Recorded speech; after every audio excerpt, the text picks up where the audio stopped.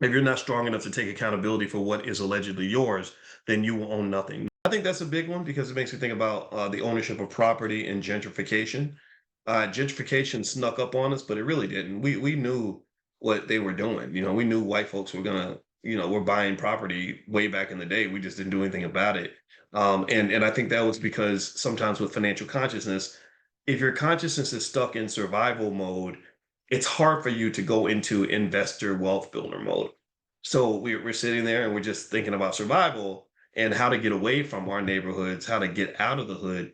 That we're not literally turning around and saying, "Well, how do I actually own a piece of this?" So maybe and maybe an interesting combination could have been that if let's say you still wanted to leave the neighborhood, but you still at the same time buy some property in that neighborhood, even if you leave, you say, "Hey, I still own a house down there. I still own some land," and so investing in your community, that gentrification is a part of it, but then there's also investing in the kids in the community. I mean, if you're part of the black community, you should invest in black children. I don't understand why that's such a hard concept. So sometimes people don't get that. It's very weird to me. But if you're not strong enough to take accountability for what is allegedly yours, then you will own nothing. Nothing will ever be yours. You'll have no control, no power over anything because power requires you to say, "That's mine. That's my responsibility. I'm going to take care of that." And with great power comes great responsibility, and with great responsibility typically follows great power.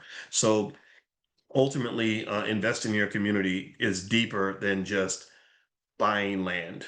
It's really like, what am I pouring my resources into? Your main resources are money, time, attention, energy,